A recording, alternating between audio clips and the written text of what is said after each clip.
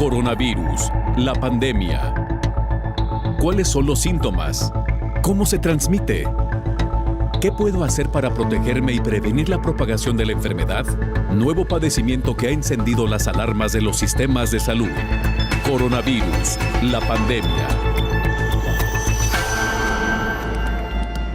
Gracias a todos ustedes que nos siguen, nos sintonizan también en fin de semana, hoy domingo, en que hacemos una recapitulación de lo que le hemos presentado aquí a lo largo de la semana, en caso de que usted no haya tenido oportunidad de seguirnos. Vamos a empezar, si le parece, como todos los días, con el reporte que nos llega desde Ginebra, Suiza, sede de la Organización Mundial de la Salud.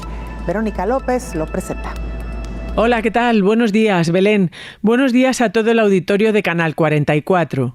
La pandemia retrocede, pero las cifras siguen subiendo. En las últimas 24 horas se han registrado 448.000 nuevos contagios y 7.700 fallecidos. En total, son ya más de 236 millones de infectados y más de 4,8 millones de muertos. La vacunación avanza con 6.400 millones de dosis inoculadas y un tercio de la población mundial completamente vacunada. Sin embargo, la Organización Mundial de la Salud ha alertado de que detrás de estas grandes cifras se esconde una realidad de horrenda desigualdad. Así lo ha denominado su director general, Tedros Adhanom Ghebreyesus, que ha dicho que si la ciencia no se pone al alcance de todos, el fracaso puede ser inevitable. En 56 países se ha vacunado a menos del 10% de la población y en una buena parte de África subsahariana a menos del 5%. Por ello, la ONU y la Organización Mundial de la Salud han presentado un plan para inmunizar al 40% de la población mundial antes de que termine el año. Para conseguirlo, los países ricos deberían cumplir sus promesas de donaciones de dosis y aceptar que las farmacéuticas con las que tienen contratos firmados atiendan primero a otros países más necesitados. En esta línea se espera lograr el 70% de cobertura global de vacunación a mediados de 2022. Es la tasa que se considera mínima para alcanzar una inmunidad colectiva. El plan apela a la voluntad de los países desarrollados donde la mayor parte de la población está protegida. A ellos, la OMS les pide que den prioridad al mecanismo COVAX. India es uno de los países de los que se espera una respuesta positiva a este llamamiento. Allí se fabrica la vacuna de AstraZeneca gracias a un acuerdo con un laboratorio nacional que debía suministrar a COVAX. Mientras tanto, la Organización Mundial de la Salud va a reanudar el proceso de revisión de la vacuna rusa Sputnik. Reportó desde Europa Verónica López para el programa Coronavirus, la pandemia. Especialistas analizan algunas reacciones multisistémicas derivadas de COVID-19. La aparición del SARS-CoV-2 al mundo sorprendió a todos y sigue sorprendiendo con la cantidad de afecciones y múltiples síntomas que provoca en cada individuo contagiado. Con ningún otro virus se había observado que la coagulación ocasionara microtrombosis y con ello una inflamación severa en pulmones, riñones, páncreas o hígado. Y de ahí que las secuelas sean diversas, según el órgano afectado, aseguran especialistas. El académico de la Facultad de Medicina de la UNAM, Sergio Alberto Mendoza Álvarez, señaló que entre las secuelas más importantes de la COVID-19 está la afección muscular, como el cansancio, la debilidad y la dificultad para moverse. Igualmente, dificultad para respirar, la sensación de falta de aire prolongada aún con actividad física mínima, que en muchos casos se debe al déficit en la fuerza muscular. De las principales secuelas pulmonares que se han registrado en pacientes post-COVID es la fibrosis pulmonar, que dependerá del grado de la infección. En cuanto a las secuelas neurológicas, se pueden presentar secuelas como la anosmia, esto es, la pérdida del olfato por una molestia directa del virus a nivel del sistema nervioso central. Una parte de este se inflama y ocasiona una disminución o pérdida del olfato. Y también la falta de sabor. Se bloquea por completo la capacidad de detectar los sabores. Otro problema que se puede presentar de manera crónica es el dolor de cabeza. Del 2 al 5% de quienes padecieron COVID pueden arrastrar esta secuela por varios meses. El haber padecido coronavirus también puede dejar secuelas cutáneas. En ese contexto, los pacientes han llegado a describir un rash o urticaria, es decir, una erupción que consiste en lesiones básicas que aparecen en la piel. Y así, cada órgano o sistema puede desarrollar una complicación crónica por varios meses y en algunos casos ya de forma permanente. Informó Rocío López Fonseca. Esta semana aprendimos mucho más de esta enfermedad. Por ejemplo, diferenciar entre lo que se puede considerar un COVID largo o prolongado y lo que se puede considerar, aparte, como secuelas de la enfermedad COVID-19. Debemos diferenciar entre síntomas prolongados de COVID o COVID prolongado y secuelas post-COVID. El COVID prolongado se empezó a describir desde mediados del 2020. El COVID prolongado, como su nombre lo dice, es un cuadro de COVID en el que la sintomatología puede persistir incluso más allá de 6 semanas. En esas circunstancias, los síntomas como fatiga, como sensación de respiración acortada, trastornos del sueño, febrícula, dolores musculares, dolores articulares, dolor de cabeza, pueden persistir, insisto, durante más allá de 6 semanas. De hecho, se dice que para hablar de COVID prolongado, tendría el paciente que estar con sintomatología continua a partir del episodio agudo de COVID durante las siguientes 12 semanas aproximadamente. Entonces, es diferente a las secuelas que genera el COVID, porque las secuelas las entendemos como complicaciones de más largo plazo, que algunas de ellas pueden ser difíciles de revertir, pueden modificarse, sí, pero muchas de ellas pueden persistir. No sabemos si por muchos meses o por años, y ahí entonces estamos ante otro escenario. Entonces, Belén, tendríamos el COVID en su fase aguda, que se clasifica en COVID asintomático, leve, moderado, grave y crítico, en su fase aguda. Luego tenemos el COVID con sintomatología prolongada, también llamado COVID largo, pero también tenemos luego entonces otro capítulo en donde están secuelas post-COVID. Ahora sí, ya comentamos algunos de los síntomas del COVID prolongado. Doctor, secuelas. Un pequeño paréntesis en esto que usted menciona, que nos lo ha explicado de manera gráfica clarísimo, y qué bueno que nos hace esta aclaración, porque sí suele haber algunas confusiones. Pero yo nada más quisiera preguntarle, doctor, en el periodo del COVID largo no necesariamente está presente ya el virus. Exacto, claro. Solamente la sintomatología. Haces una acotación muy importante, Belén. Está perfectamente estudiado que habitualmente el virus no está más allá de 15 días en las personas que se consideran huéspedes inmunocompetentes. Por ese motivo, sabemos perfectamente que después de 15 días los pacientes habitualmente no transmiten la enfermedad. Habitualmente los pacientes han dejado de ser virológicamente activos. Y después de esos 15 días, cuando se presenta COVID prolongado o cuando hay secuelas de COVID, entonces decimos que el motivo principal por el que viene ocurriendo esta fase prolongada es por lo que el virus le dejó al sistema inmune y le dejó a la respuesta inflamatoria, y por lo que la respuesta inflamatoria le generó de daño a algunos órganos y sistemas. Decimos en México, el virus llegó, lanzó la piedra y escondió la mano. Algo así ocurre. Claro. Entonces, por ese motivo, Belén, Fíjate, incluso los tratamientos. Los tratamientos que son antivirales, como por ejemplo Remdesivir, o los anticuerpos monoclonales que son para inhibir la unión del virus con su receptor en la célula humana a la que va a infectar, ese tipo de medicamentos son útiles nada más durante los primeros días de la enfermedad, 10 días iniciales, a partir de los síntomas. Después de esos 10 días, ese tipo de fármacos ya prácticamente no sirven.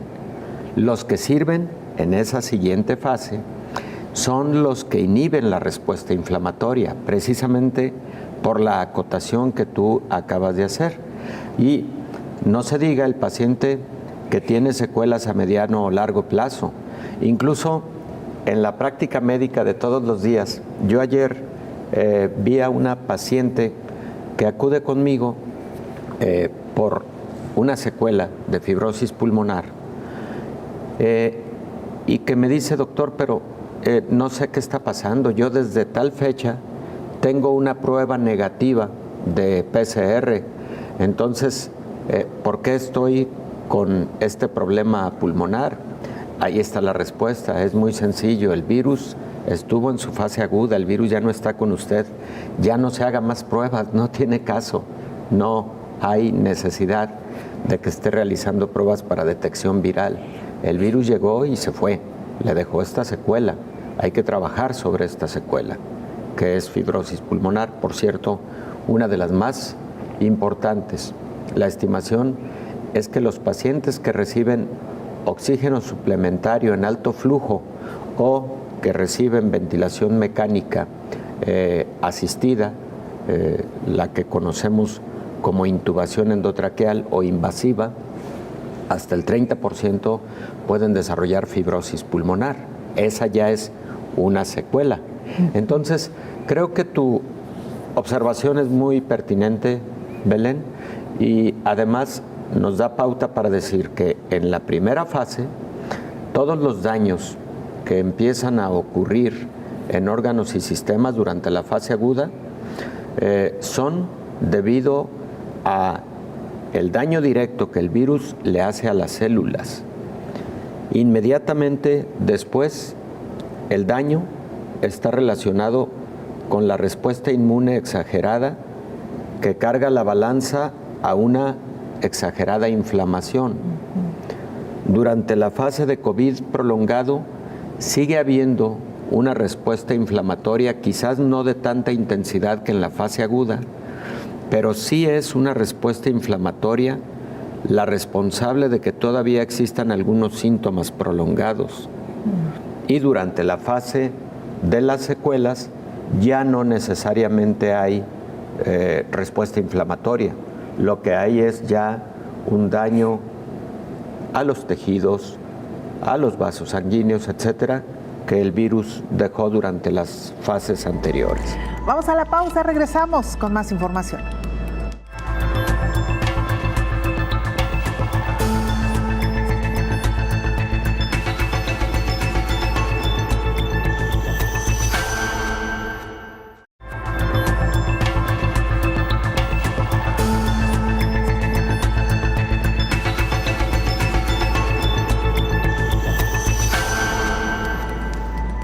¿Ha escuchado usted hablar del síndrome de colon irritable? Bueno, pues se ha detectado que pacientes que han transitado de forma grave o regularmente grave por la enfermedad COVID-19 suelen desencadenar este síndrome. ¿En qué consiste y por qué se asocia hoy por hoy a COVID-19? El infectólogo Héctor Raúl Pérez Gómez nos lo explicó.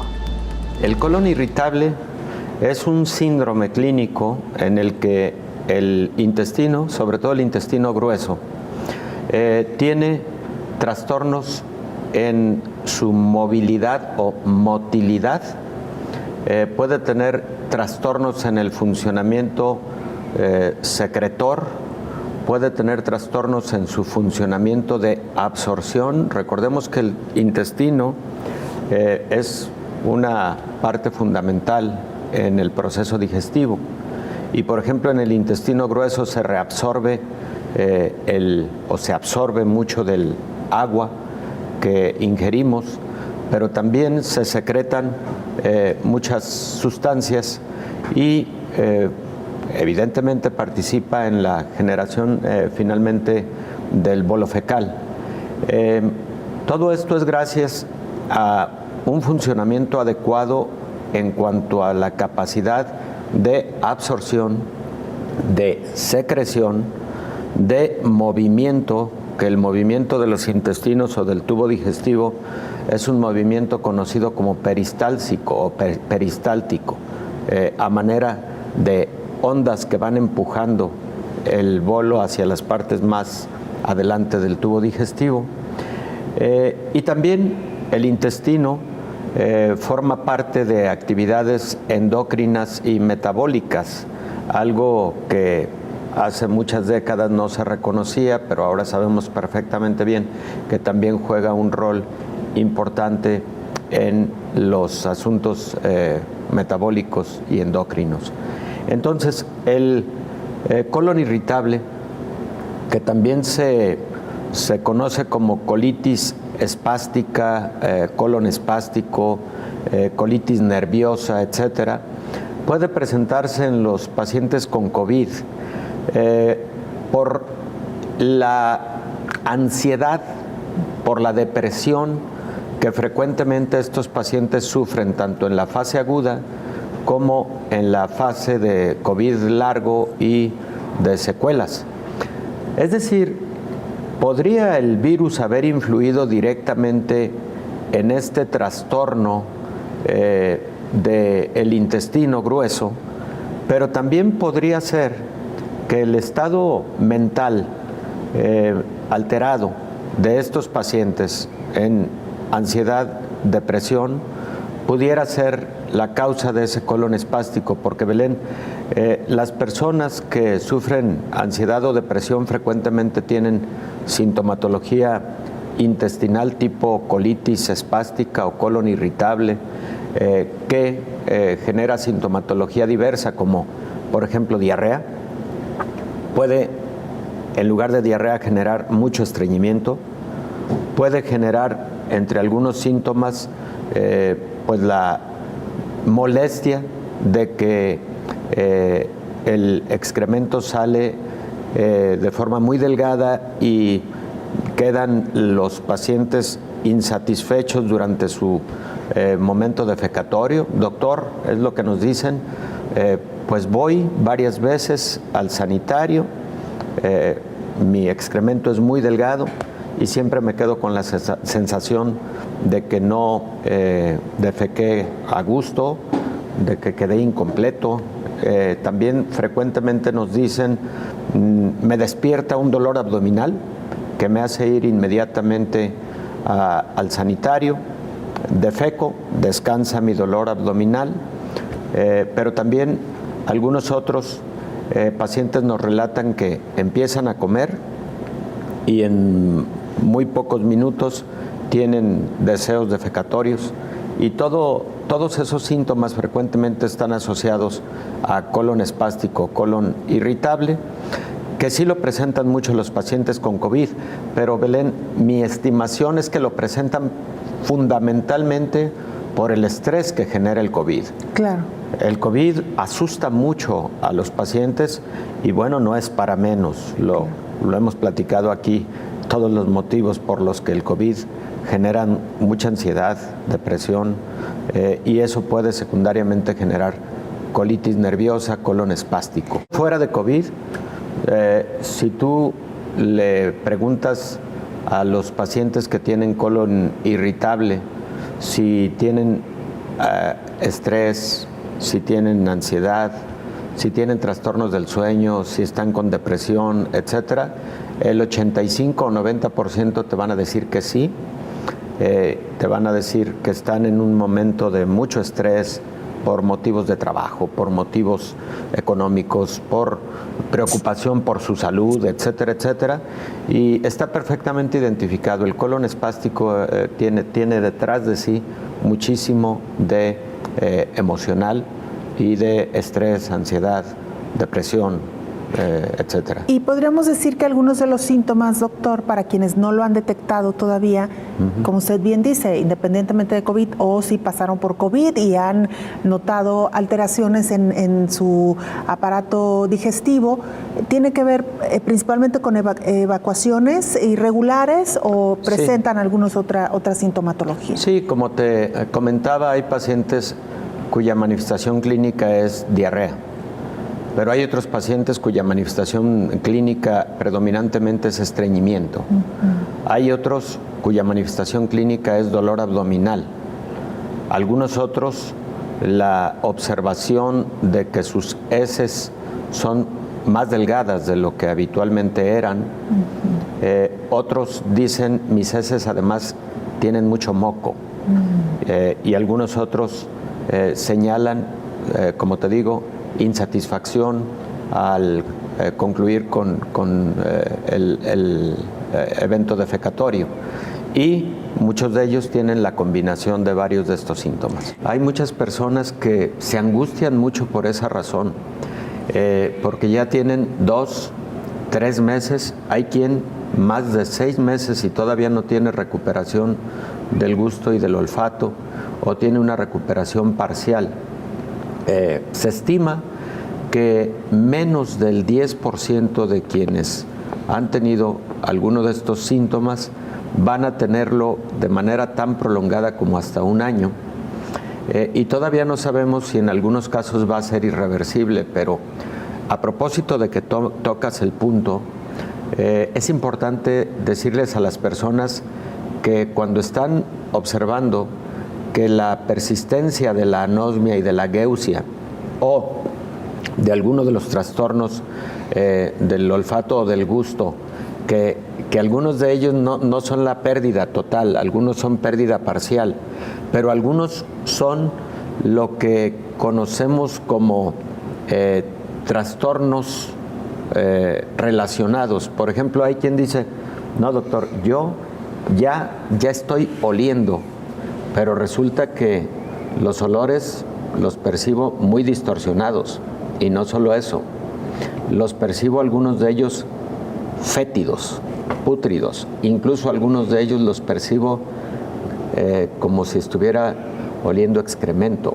Hay quien hace esos señalamientos, y este tipo de alteraciones, por ejemplo, se conoce como cacosmia, así de ese tamaño. Es evidentemente muy molesto este tipo de síntomas prolongados o de secuela.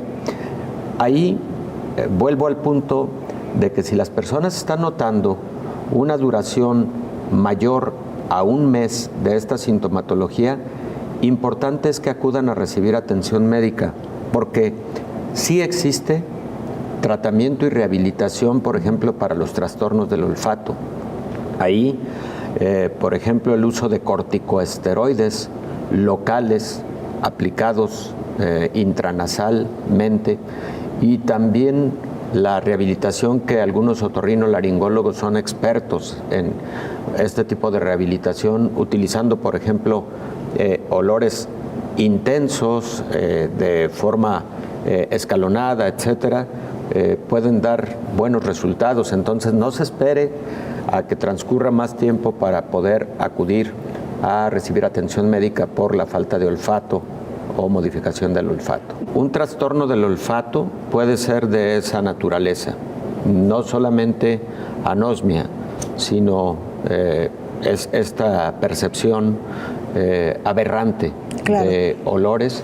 Puede ser desde el inicio, no tardíamente también, Belén. ¿Y se tiene alguna causa, doctor? Es decir, sí. ¿por qué los olores por qué un olor fétido? Bueno, la razón es prácticamente la misma. Es un proceso inflamatorio en los nervios periféricos, en las terminales nerviosas que llegan hasta nuestra nariz a partir del bulbo olfatorio, y también se trata de un proceso inflamatorio en el bulbo olfatorio, que es donde se integra la olfacción en el sistema nervioso central. Eso es el motivo por el que los pacientes pierden el olfato o pueden percibir olores muy distorsionados.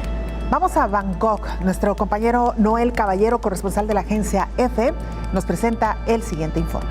Hola, ¿qué tal? Buenos días, Belén. Buenos días a todo el auditorio de Canal 44. Los habitantes de las ciudades de Sídney y Melbourne, que juntas acumulan casi la mitad de los 25 millones de habitantes de Australia, permanecen bajo estrictas órdenes de confinamiento decretadas a raíz de la expansión de la variante Delta del virus, detectada por primera vez en el país a mediados de junio.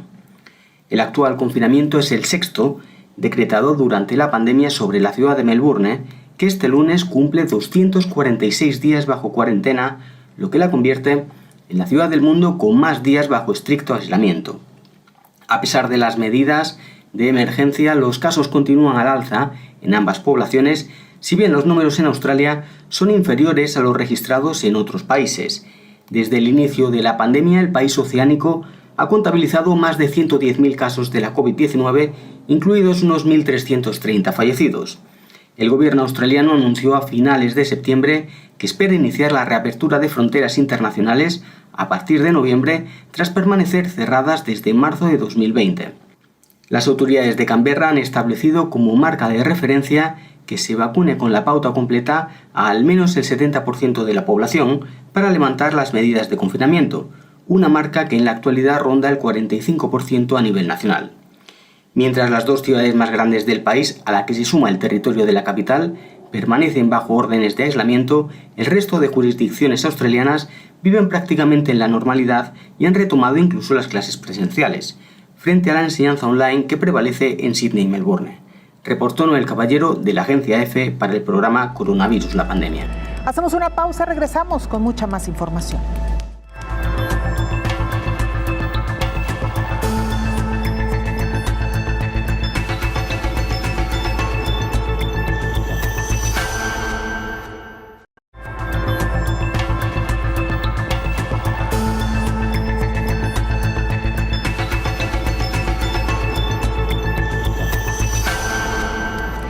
Esta semana también analizamos con el doctor Héctor Raúl Pérez Gómez lo que sucede con las vacunas al momento de interactuar con el organismo. ¿Cuáles son las fases? ¿En qué tiempo se puede hablar ya de una inmunidad? Y la diferencia entre la presencia, la cantidad de anticuerpos que genera un organismo con la efectividad o la resistencia a la enfermedad.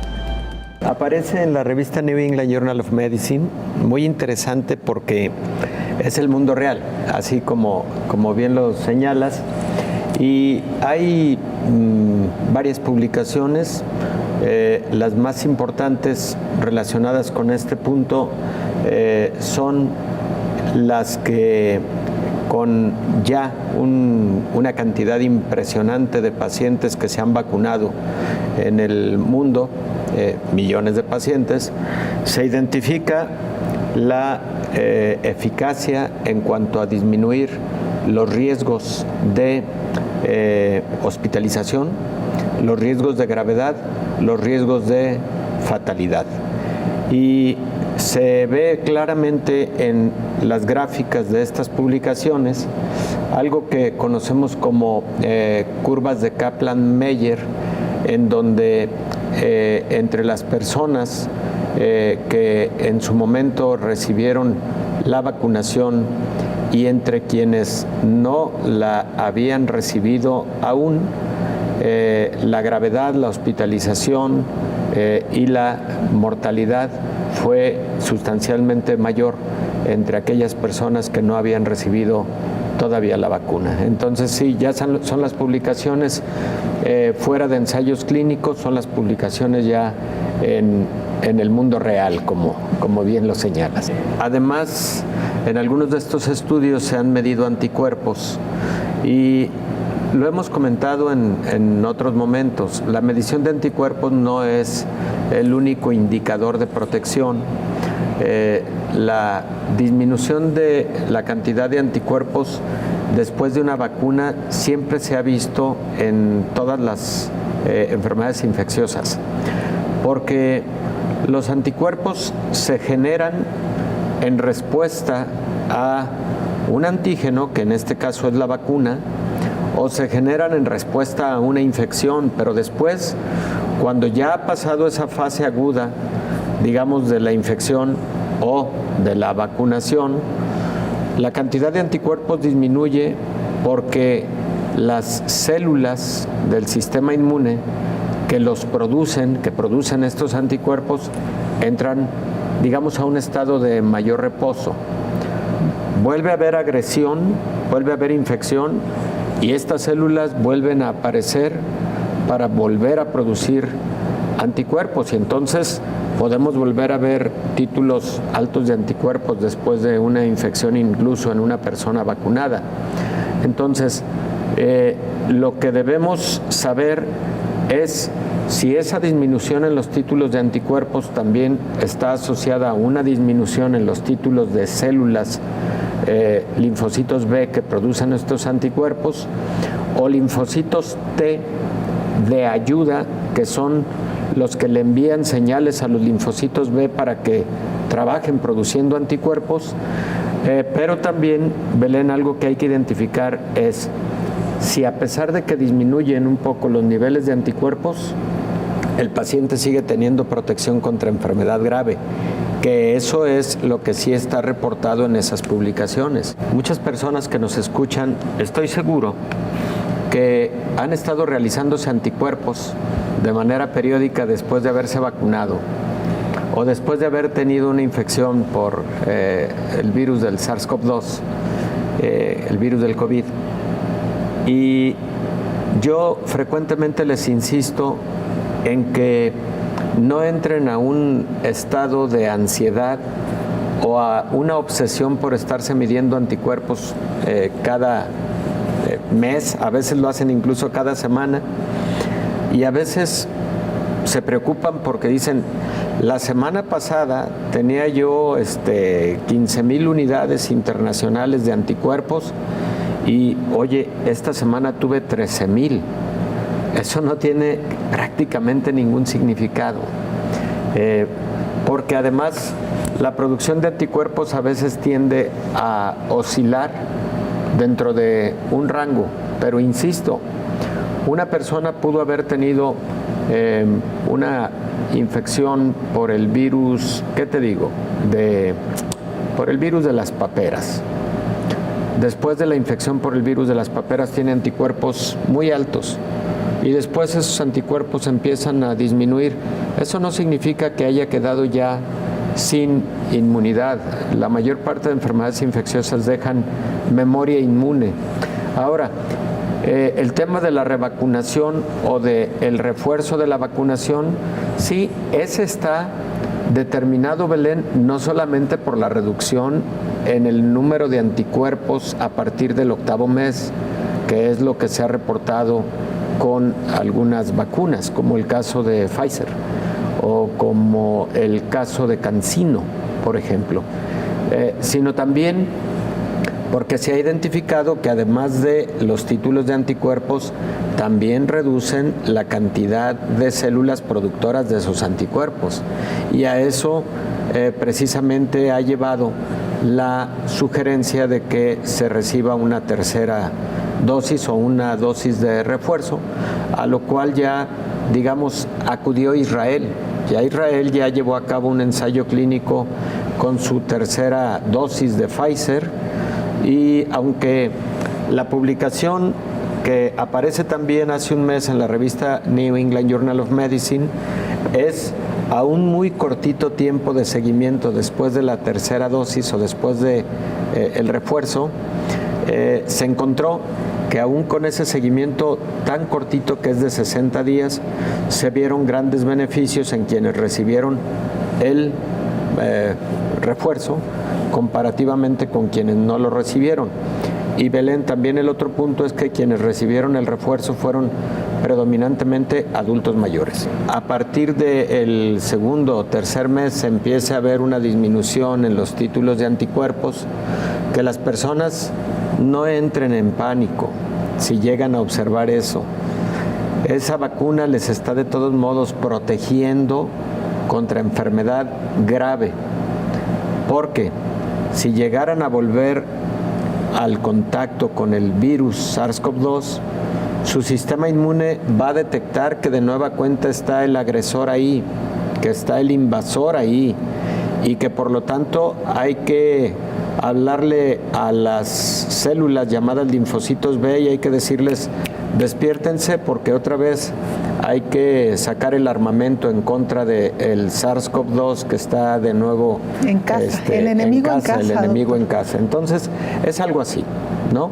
No solo son anticuerpos, son también células que los producen y de nueva cuenta, al notar esa disminución, que no estemos pensando que vamos a ser inmediatamente presa de nuevo de un COVID grave, ¿no? Eso no es lo que habitualmente ocurre. Al final de cuentas, hay personas que se dedican a eso, a dar seguimiento a cómo se están comportando las vacunas, y a través de estos informes nos van orientando si necesitamos un refuerzo o no. Hasta ahora, pues ha estado todavía muy inestable no esta orden, pero esta recomendación de una tercera dosis, doctor.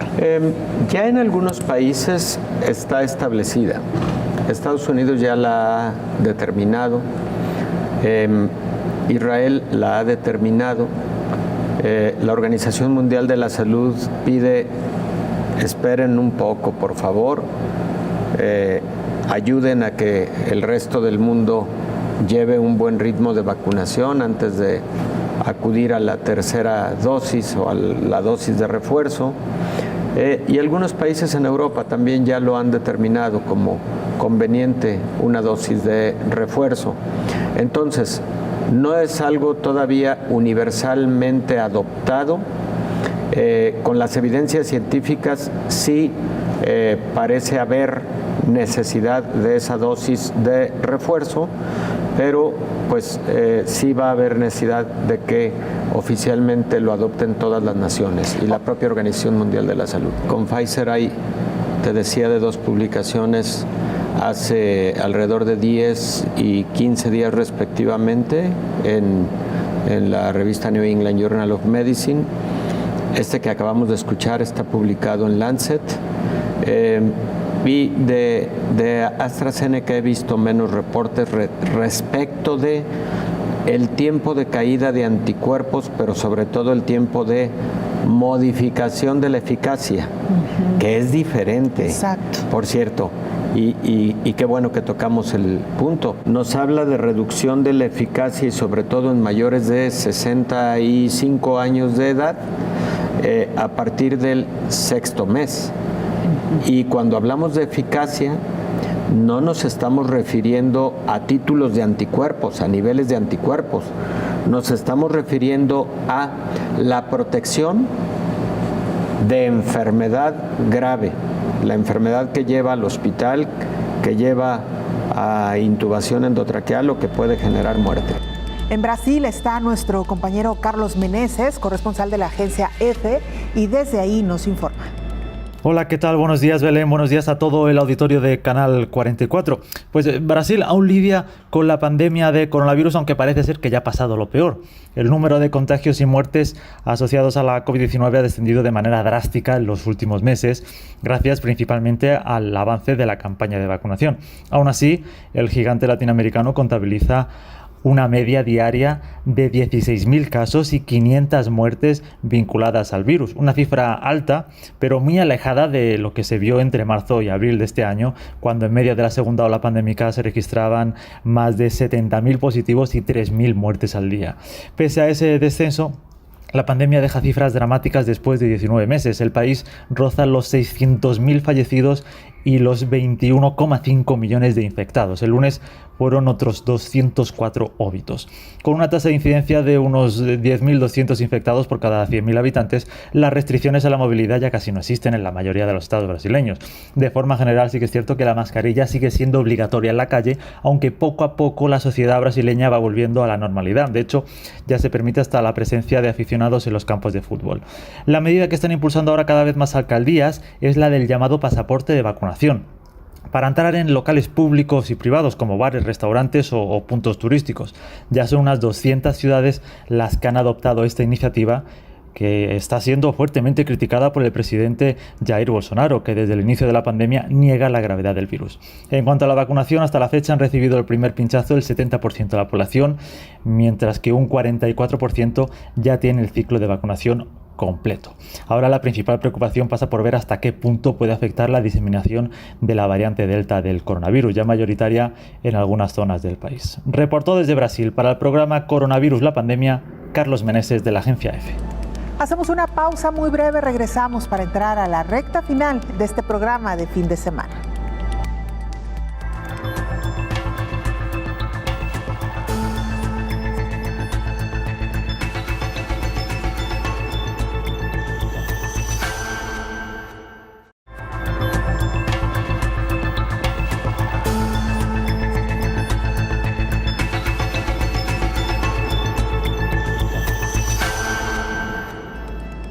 El conjunto de estudios conocido como Recovery en el Reino Unido muestra resultados favorables, el cual particularmente se refiere a la dexametasona.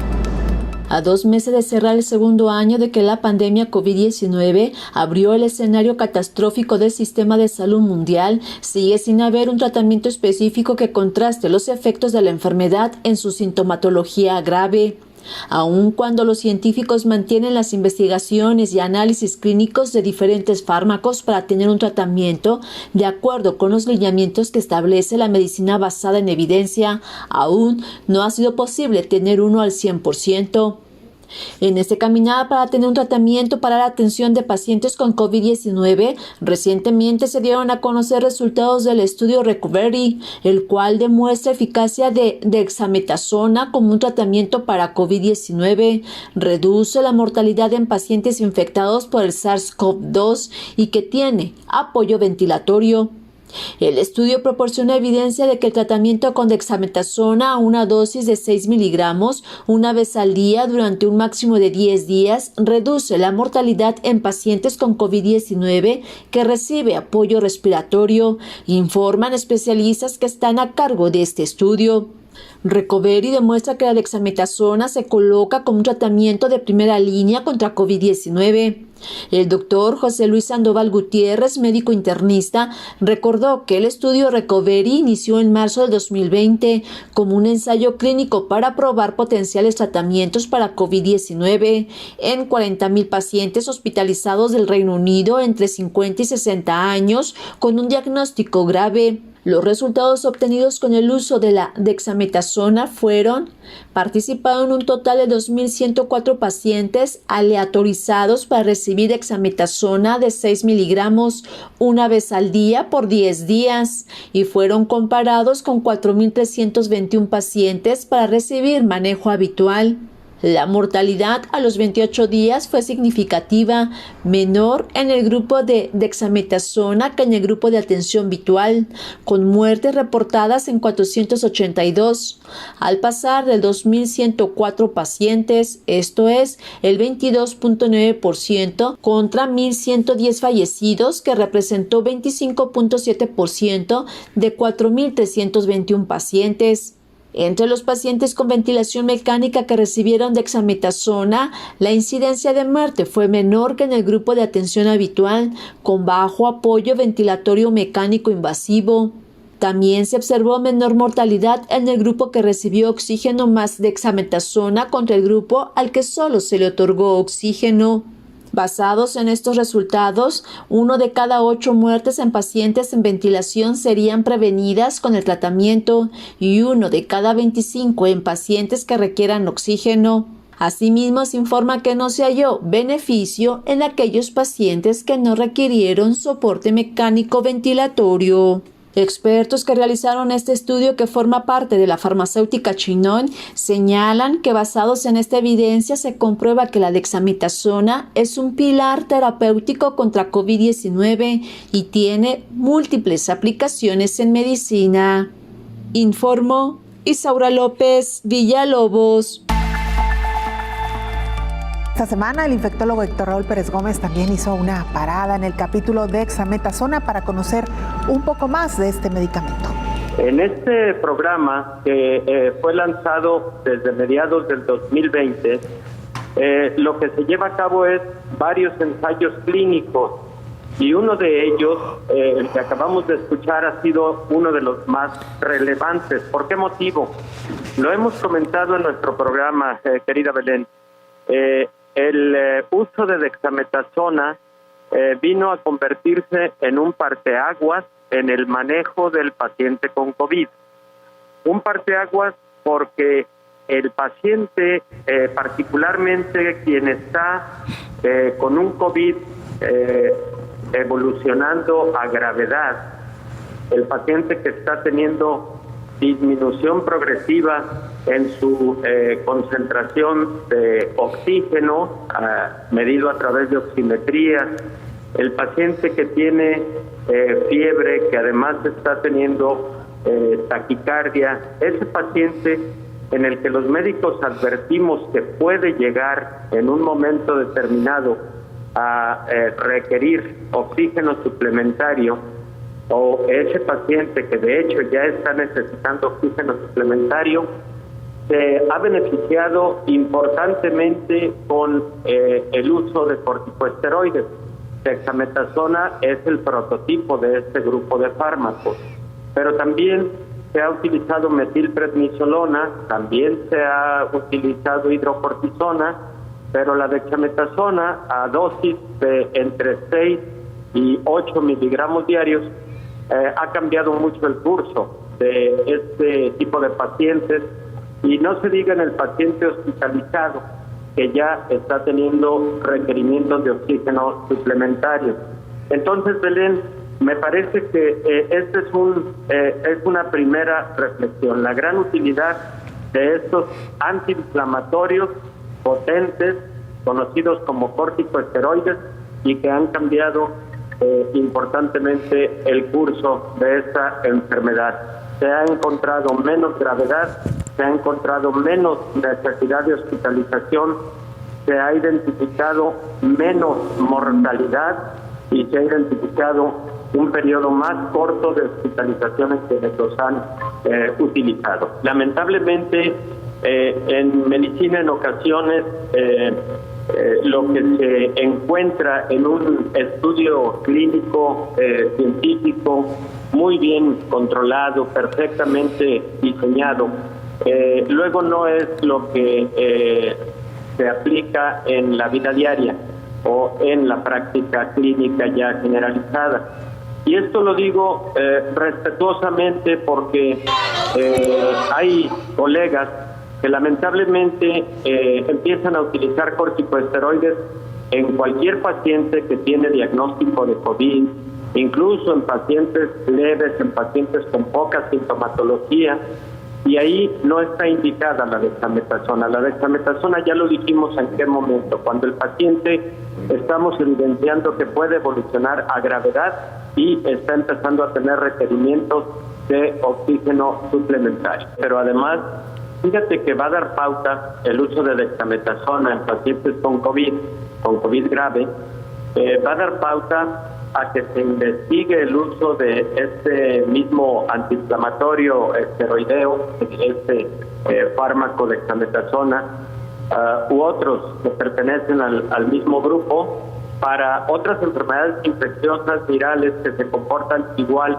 con una respuesta inflamatoria importante.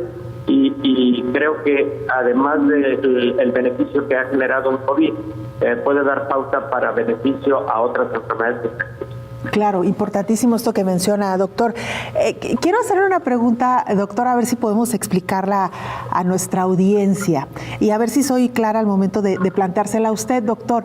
Estaba pensando en estos nuevos fármacos que han anunciado laboratorios como Merck o incluso AstraZeneca o el mismo laboratorio Pfizer.